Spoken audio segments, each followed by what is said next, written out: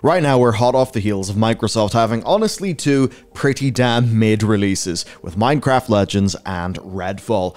And in a very broad context, it does seem that Microsoft are really struggling. But as if we didn't need anything else to help us think that, we actually, from VentureBeat, have an interview with Jeff Grubb. Now, Jeff Grubb knows, he knows a lot, definitely big industry insider. He gets a lot of leaks, and on that, the managing editor of VentureBeat basically said, "Do you think management is happy with the state of Xbox right now?" To which Jeff said, "I can tell you they are not. They are upset. We're just trying to diagnose it a little bit, right? You know, they didn't release a first-party game last year, and if that doesn't affect you, if you always have something to play again, that's awesome. But a lot of people do regret getting their Xbox." So, Microsoft are upset. The games are coming out. They're not particularly good. Like with Redfall, it's hard to see how Redfall could really move the needle. And in a world where we talk about exclusives, Redfall is here as an Xbox platform exclusive, right? A Microsoft exclusive. And you don't see the competition releasing profound 6 out of 10s. And overall then, things are not doing particularly well for Microsoft. Obviously, we've got the CMA throwing a massive spanner in the works for what they're doing, trying to acquire Activision Blizzard, which would have been fantastic for them in so many different levels, but it now is in threat. And we even have, right, here's Jez Corton writing for Windows Central. Windows Central, with the headline, "With Microsoft distracted, the Xbox console experience is suffering." And the rather crazy thing is, we're approaching the halfway point of this generation, and it's hard to see Microsoft being able to make up that lost ground. And I think one of the perhaps differences from the past, this is a generation where, well, it's their second dud generation in a row. It's not to say the last generation was a humongous failure, but Sony won. And once again, Sony seemed to be victorious. And I've actually got a really awesome announcement. No, it's not a sponsor. It is our game, The Pale Beyond. And I've got some cool stuff going on right now. We've pushed a new update. The game is on sale, and you can play it for free and transfer your save data over to the full game. Here's what's going on. Ludinaricon is currently active from the 4th of May till the 8th of May. While that event is on, you can pick up the Pale Beyond demo on Steam, and you'll be able to transfer your save from the demo into the full game. So that just means, I mean, give it a shot. You've literally got nothing to lose, and you can pick up your progress in the real game without having to like replay any stuff, because our demo is pretty much like 2 hours. It's the full prologue. You get a lot of content for free in the demo. The new update also has major changes. The past difficulty mode is now called Classic. We now have normal difficulty and a hard mode. So we've entirely basically just rebalanced, made the difficulty so that it feels a lot more fair after seeing all the user feedback and really just all the user data. And then from the basis of rebuilding a lot of the difficulty in the game, we then have implemented a hard mode. And with the way that the Pale Beyond is, definitely if you've played it before and let's just say you've done well, definitely play it again on hard. You will see different content, different things happen to different characters as, well, things maybe don't always go to plan. So you can check that out. Now's pretty much the, one of the best times to support us, to pick up the game, now that it's fresh on a new update. We've also done things like, I think our recent reviews on Steam, I think our recent reviews on Steam are like 94%, so people are really loving the game. And of course, it's only better with the updates now. So you can check that out at the link below. But that being said, let's go into things with console sales, because that is where Microsoft is firmly in second place. Now, the PS4 did outsell the Xbox One generation, and that meant that Sony came in with this humongous incumbent advantage, right? They had all of those users who were already on the likes of PS Plus, getting their free PS Plus games, with games that they could then run on their new PS5, some of which would get upgraded versions. Admittedly, Sony didn't do that sort of thing as well as Microsoft did, but still, they had that humongous audience, and for a lot of those people, the idea that they could buy the new console, stay with the same company and their existing game library would work in the new one, that's really big. Whereas if you say were a PS4 player and then you get an Xbox, all right, well now everything in your PS4 is limited to that. So that's a massive thing that Microsoft absolutely had to overcome. But obviously they didn't. And both companies were heavily supply constrained early on in this generation. I'm sure you remember how hard it was, I think especially to buy a PS5. But overall, where's this left us? Well, we know that almost certainly there are less Xboxes out there than PlayStations. The market hasn't changed much through 2021 and 2022. There's just kind of increments in growth, but basically Sony are holding on to about 45% market share. We've got Microsoft around 27% and Nintendo around 27%. Now, because we don't have exact data from all of the companies, it can be hard. People are thinking that we're like around 32 million PS5s. Okay, like it'll be a bit more than that now. These are like slightly older numbers. And as for Xbox, it's quite a bit less. I mean, here from even what VGC had been reporting, you could be looking at 30 million PS5s versus 18.5 million Xboxes. That is an absolutely staggering lead. But for more detail, we can take a look at the financial reporting of these companies. This is where it gets interesting. I mean, for Microsoft, right? Revenue from Xbox content and services is up 3% year over year, driven by Game Pass. But their hardware revenue is down 30%. They say on a prior year comparable that benefited from increased console supply. And that means that their overall gaming revenue is actually down 4%, but they had their second best Q3 ever for the company, which is behind last year's Q3. And they've got $1 billion in subscription revenue with third quarter records for MAUs and DAUs. So essentially on Microsoft, it's this thing of things are not good, but they are good, but also not as good as last year. Essentially, they didn't make as much money overall because hardware contracted, but Game Pass is going quite strong. There are a lot of people playing on that. You can just really see how subscriptions are the thing. And really, that's the only thing that they can compete on, because they can't really compete on being a multi-platform console. I'll talk more about this later, but the default multi-plat pick is the console that has the best exclusives. So because everyone knows that's PlayStation, for Xbox, you either have to love like Forza and Halo, or Gears, I suppose. If you don't do that, then PS5 is the multi-plat pick, because it does have the better exclusives, and that means that Microsoft basically has got one thing to compete with, and that is value proposition via Game Pass. And essentially, when you get into it, Game Pass is massively insulating Microsoft from their own failures. That really is the way that I would put it, right? If it wasn't for Game Pass, can you imagine how screwed they would be? Because they have not had the heavy hitters. So let's actually dive into this. Microsoft's whole business strategy was Xbox isn't just a piece of hardware. Xbox is on PC, Xbox is on console, Xbox is on smart TVs via cloud. That was like their whole pitch for the Xbox platform. Now, of course, consoles are still super important, and in a way, they've succeeded what they want, in that the console's less important, but that may not exactly be a good thing. I mean, hell, even for getting the AAAs, like, out, their own really big AAA games, maybe even quadruple A, because now those are being talked about. I don't know, are those games that take a decade to make and then are out of date by the time they come out? Of course, all the stuff with their studio, The Initiative, that's just had total, like, massive turnover. Things were going nowhere fast. Basically then, like, Crystal Dynamics people had to come in and save the day. It was very, very bizarre. But anyway, I digress. On Xbox, you've got to launch for the Series X, the Series S, and PC. So PC can obviously be a little bit more tricky.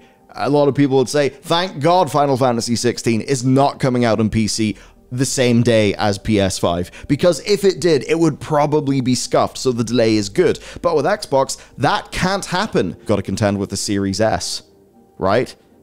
So Series S is really dragging things down. Whenever Sony goes to make its big games that actually make you think, holy shit, that is what a game can look like now, I am impressed, they are not held back by a Series S. And PC is an afterthought. That means that they can entirely focus their system sellers on being system sellers. Microsoft actually can't do that as much. And then, of course, the other tricky thing for Microsoft is development timelines. They are long. I mean, you've got Avowed from Obsidian. I imagine we'll hear about that in the summer. You've got the new Fable game. They do have projects, but development timelines are getting quite ridiculous. I mean, Jedi Survivor was a quick 3.5-year game. I remember times where people were saying, oh, AAA game, 2 years. That's what it takes. And now we've got the likes of Rocksteady making the Suicide Squad game in pretty much the same time that seemingly it'll take Insomniac to make Spider-Man, Spider-Man Miles Morales, and Spider-Man 2, which is totally mad. So, versus Microsoft's paltry output, Sony have got 2 to 3 big first-party releases every year, right? But on top of that, they have cultivated real strong third-party exclusives. Your prime example of that, of course, is Final Fantasy XVI with Square Enix. And there are rumors, allegedly, they are contracted not to publish that game on Xbox, which they probably won't be too worried about, because Xbox, it's a far smaller amount, or, far smaller in terms of hardware. Why they maybe would think, why do we need to bother with that when we can basically be treated in the same way that a Spider-Man or a God of War will be treated? They'll make a hell of a lot of money from that. So in a way, they've been able to turn their premium brand image and their extremely strong marketing, marketing support, and the fact that they have cultivated an audience who enjoys these big, blockbuster, super high quality, polished AAA experiences, to essentially have pseudo exclusivity. Like, if I say Armored Core, Elden Ring, a lot of people will default to seeing a PlayStation logo, because that's just ended up being the default place. It's what I said earlier. If multi-platform support is equal, then the place with the best exclusives wins. So if you, and of course, with anything that's from FromSoft, people will think of like Demon Souls, and you'll have more of a cultivation of that FromSoft audience on PlayStation. And these are just the sorts of wins that are blowing in Sony's favor that Microsoft have just really not been able to. They've just not been able to compete against. And there were some promising things with the idea of Japan and Xbox earlier on, right, where we saw all the Yakuza games appear on Game Pass. They actually had some pretty damn good things there. But no, obviously, it's not really panning out that way. Even like, Nippon Ichi, they're largely skipping Xbox now, right? So the question then is, where do they succeed? And that's obviously one of the places that Sony's catching up. Sony is trying to catch up on having a big, recurring revenue multi-game bundle with their new version of PS Plus, and also live service games, because Sony don't have as much there, right? So Microsoft have got Grounded, Sea of Thieves, they've got their biannual Forzas, okay? These are like ongoing games. They've also, I suppose, got now Fallout 76, things like that. And then they do have some of their traditional PC things, like Microsoft Flight Simulator and Age of Empires, that are going from strength to strength. And then in Game Pass, we see them doing a good job of finding popular indies, co-op titles, some strategy games, and that's been really good for their retention. What they have not got is those big blockbuster titles. They have nothing that can even come close to a God of War Ragnarok or a Horizon. Even looking at Halo Infinite, its campaign was clearly so chopped down that there was no way that Halo Infinite could have competed in the same territory as those really big Sony heavy hitters. And of course, it doesn't help that if Microsoft were to have a system seller, it would be Halo, and that ended up being bungled, right? It's bizarre when we sort of compare things. Like, the Xbox One generation, you had Gears of War, you had Forza, you had Halo in the form of Master Chief Collection. Those were the big things. But I'm now saying, like, where is the next Gears of War? Where is the next big thing? In the way that we've, as an example, had, like, Spider-Man appear. We've had Ghost of Tsushima appear, right? Where I think Sucker Punk with the Infamous games, like, they were really good. People liked them, but Ghost of Tsushima moved them up to a level of prestige that I think truly turned them system seller. Whereas with Microsoft, I don't really think we have that. I mean, Forza's a just semi-annualized, it has its audience, they keep on playing it. We have Gears 5 being 2019, Gears Tactics in 2020, but any follow-up to that is going to be years away. So what they need is a Gears of War that can do all the things to make Gears fans happy, but then massively expand the reach of that brand. Probably by doing, I mean, obviously, you move from God of War 3 to the God of War that established the new God of War games. There was like a changing of the guard. It turned into a new type of more cinematic, narrative-forward game that absolutely made its popularity and its prestige explode. They're going to need to do that with Gears of War, but by the time they're able to do that, and it's a very hard thing to accomplish, Sony will be so far ahead in console sales because it's not like that gap is closing. And of course, for some of those other heavy hitters, again, where are they? Fable, as another example. That Fable game is something the Playground have been working on for a massive amount of time. It's a great example of a game that is just going nowhere fast. And what they have had is, I mean, Minecraft? But Minecraft's on PS5 as well, so that's not really a system thing either. It's just a really good line of business. The Minecraft, I mean, I think Minecraft Dungeons was fairly decent. Minecraft Legends, I think, a bit more coolly received. I played a little bit of it. It didn't really click with me, and you're kind of left in terms of like brand awareness of like, yeah, Minecraft Steve's a big fella, but he's not Kratos, he's not Ellie, he's not Aloy, he's not Miles, so there's just no way that Microsoft are able to compete other than Game Pass, and that is where things are actually interesting and where they are ahead of Sony. Here's a really good example. Wolong Fallen Dynasty. Militia Warriors, we've sold over 1 million units and we've reached over 3.8 million players. That's pretty big. I remember actually fairly recently Citizen Sleeper, it's a game that was also published by the Pale Beyond's publisher, Fellow Traveler, and they, I think, announced 500,000 players. Now, they obviously didn't get 500,000 sales because they were on Game Pass as well. That just shows like the reach that Game Pass can give an indie like Citizen Sleeper.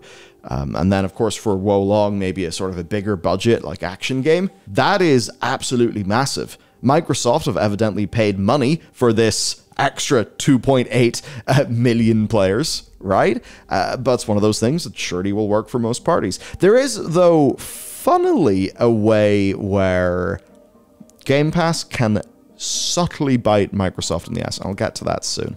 Anyway, undoubtedly, it is the best value in gaming. There are a lot of games that come to it. The library is generally great, assuming you are happy with, the existing library and then the AA and indie scene. But really the main advantage that it's got over the revamped PS Plus is the volume of titles. Now that is something where, over time, Sony can begin to compete. And of course, then just having some really big simultaneous releases like with Wolong, as an example. And this is where we can actually look at some revenue data. So we've got Microsoft, this is quarter revenue, 1 billion from subscription revenue from Xbox Live Gold, Game Pass, and Game Pass Ultimate. Sadly, not reporting player numbers, but 1 billion in revenue. For Sony, 875 million, that's converted from yen, from PS Plus and PS Now, while reporting 112 million MAU. And I think that this is really a testament to the strength of Game Pass. Now, you might look there and say, but Michael, those numbers are very close together. Yeah, they are. But there are so many millions more PS4s than Xbox Ones. There are, okay, it's not double, but just shy of double the PS5s to Xbox Series S and X consoles. So that Microsoft have so fewer units, but are able to put up revenue like that is really impressive. And I know Game Pass on PC does exist, and a lot of people do use it because it's a great value proposition, but I'm always careful to not overvalue it, just because I know for so many people, if it's not on Steam, they're just not really that interested. And I suppose you'd have to wonder then, if Microsoft were actually toe-to-toe on console sales, what would those numbers look like? If Halo Infinite was the success that it should have been, if Redfall was a really, really big game, if basically these if these bets from Microsoft had actually paid off, their console sales were there, that's where you could see Game Pass, rather than being the thing that is saving them, it could be them really feeling dominant. Now, there is one funny thing, and it initially seems counterlogical, but Game Pass can be bad for the number of games that actually make it on to Xbox. Because for a lot of people, you don't want to put your game on Xbox when you could leverage it doing well elsewhere for a Game Pass deal. This is something that we've seen be discussed on the industry, because when you can do that, you then get a big second wave of marketing with your Game Pass release. Way more players appear playing your game. That actually can increase your sales in other platforms like PC again. So here's Alex Donaldson talking about it. We've seen examples. I mean, here's a good one, a secondary release with Everspace. Everspace 2. It had its early access, did all of that stuff, but now for them, it's like, get your game right, know that it's good, and then whenever it comes to negotiating a deal, you're way stronger. And from Microsoft's perspective, I suppose, your game is also market validated on another platform. But in a way, that can just mean that people will be, they'll be playing chicken a little bit, trying to get those deals. So basically, their long-term plan is their saving grace. But other than that, they really are, turbo fucked, I think is one way you could put it. And that's where we can turn it to a little bit of the future and some strategy. So they really want Activision Blizzard. One of the reasons why is they actually sell a lot of games, and they make a lot of money from selling games, and a lot of those are live services. That actually is more in alignment with what Microsoft is able to do really well right now. Okay, so the amount of live services that would put under their belt would be great, and then those live services could almost certainly be tied into the likes of Game Pass. Now, I don't know exactly how that could be done. Maybe you could put Diablo 4 on Game Pass eventually. Maybe you could have it so that Game Pass gives you a discount for any microtransactions in a Blizzard game. I don't exactly know, but you can see the way that they could fold that into their broader macro strategy. Then, of course, there's the K in Activision Blizzard King, and as I recently talked about in our sort of little deep dive video into their financial reports, the Activision and the Blizzard, imagine those lowercase and the K being in capitals, because it is King that really shovels in the money, sadly. And the King side of it is just important because it would be a part of Microsoft moving the Xbox platform to literally be everywhere, be it your smartphone or your mobile, where of course many people can just play xCloud games on their phone. I have a controller called the Backbone. It's a really, really good controller, actually. I think there's the Razer Kishi as well. But the Backbone's great, and you can just fire up Xbox games on it. I was shocked how good of an experience it is. And that really, it is a big W for Microsoft. The idea that, especially with the larger phones that we have these days, I can snap this thing on, and assuming the internet's decent, I essentially have a PSP that plays, really good-looking AAA games. And even playing Halo Infinite, I could perceive the input lag, but honestly, for playing campaign, it was totally fine. Which, believe me, I was the first person. I was shocked. I could not believe it was that good. So this is all great for their longer strategy, and Microsoft they've got this really strong platform. I mean, Microsoft Azure is actually the largest part of their business. Of course, Azure is their cloud stuff. That is what xCloud and all that's running off. But when you look at the games, they just ain't there. So let's actually take a look at a bit of that, or at least the very near term. Okay, 2023 is Starfield year. And that's an example. They could not get that via their pre-existing internal studios. They had to resort to inorganic growth, i.e. mergers and acquisitions, to pick up the studio in order to have Starfield be that exclusive. Of course, in the past, Starfield would have been on PS5. I actually think that in the context of their current performance, so much of the value of that Bethesda deal is saying, hey, Elder Scrolls and Starfield are no longer multi-platform games. They're our exclusives. I think that's a major strength for Microsoft. Of course, that's going to suck for people on Sony. I think it's going to make, not to fan the console war flames, but it's quite literally Microsoft buying someone who would have given you their game and taking it away from you, which obviously feels bad. But the thing then is, what is Starfield fighting against? Well, that's where actually it gets kind of interesting. Especially because, like, Starfield, you know, it's not just got to do well as a game. It's got to rehabilitate Xbox's brand. It's got to bring back that feeling of premium. That feeling of like, oh yeah, first-person heavy hitter. Or first-party heavy hitter, I suppose both. Now, when we take a look at the upcoming dates, we have, of course, got what we're going to call Key 3, because E3's dead and Jeff Keighley's there doing his own thing. And we're probably going to have announcements there. In terms of what is expected, well, live service stuff. Sony's going to be moving into the live service area that we know they want to. I mean, they literally own Bungie, but also there's the Last of Us multiplayer title that apparently is going to be before the end of this year. Now, for Microsoft, of course, we've got, is it Everbloom? That game that looks really pretty, but we haven't seen gameplay from Rare. There's The Initiative, whatever the hell they're doing. They're with the quadruple A people. I have to imagine that whatever plans they have just been cut down. We've got Obsidian with the likes of Grounded, also Avowed, I would imagine we're going to hear about Avowed. Playground with Fable, but I imagine some of that stuff is fairly far out, and that does mean that Senua's Sacrifice, like the new Hellblade game, and State of Decay 3 are probably the big things that they've got. But insofar as like September goes, Starfield comes out, and the big rumor is that's when Spider-Man 2 is going to come out. Now, I think Elder Scrolls and Fallout, those are super strong brands. I'm really excited for Starfield because I like science fiction, I like that setting, and I like the overall aesthetic of Starfield a lot.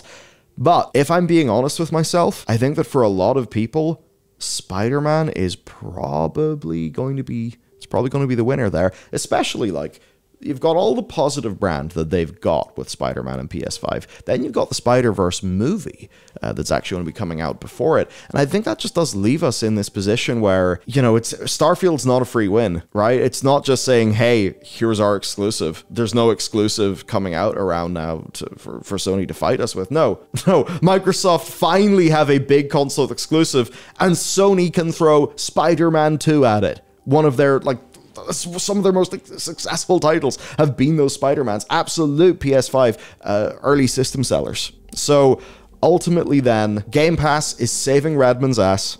Microsoft are going to be struggling. Microsoft have, I think, made good, grand, strategic plays. But their near-term strategy and their tactics, their execution, that is where Sony have been winning, to the degree where people now, if faced when making a console purchasing decision, are obviously buying a PS5, and it would be pretty damn hard to argue otherwise.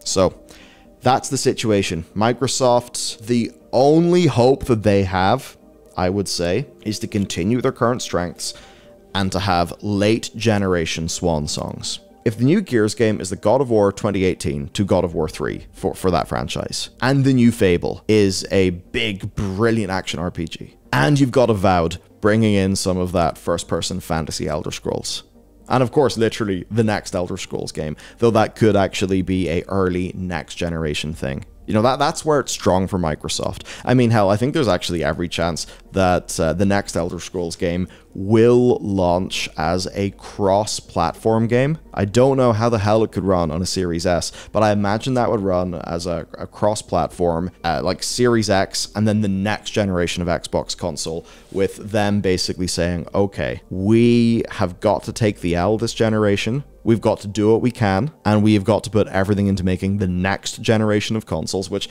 they'll probably be doing the early work on now. They're probably going to be putting everything into that, because they know that even if they have a great strategy and a great value proposition, ultimately it is the emotional experience of the medium that makes people buy consoles, because they want those new experiences. That is where Sony has them beat. So they know that they need to have an amazing new Elder Scrolls game on the horizon, with Avowed being playable right now, a really good Fable. You know, they need all of that to be going, I think, to actually start properly moving that needle.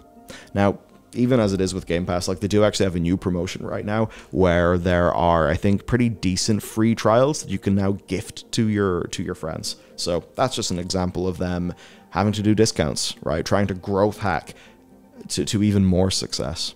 So I suppose I just want to know, what have you done? Like, literally, what's your move been in the console space? And if you are PC only, do you have Game Pass for PC? Let me know. I will say, before you go, check out The Pale Beyond. You can download our demo during Ludinaricon, which is from the 4th to the 8th of May. On the demo, you can, like, it's the full, you know, it's the real game. You can play it, and then you can transfer your save to the main game whenever you buy it, and the main game is in its best state ever, with its recent reviews being 94%, and that is before we have introduced our new difficulty features, where, of course, if you did like the previous balancing, that is available in classic difficulty. So, lots of good stuff. Let me know what you think about today's video, and I'll see you next time.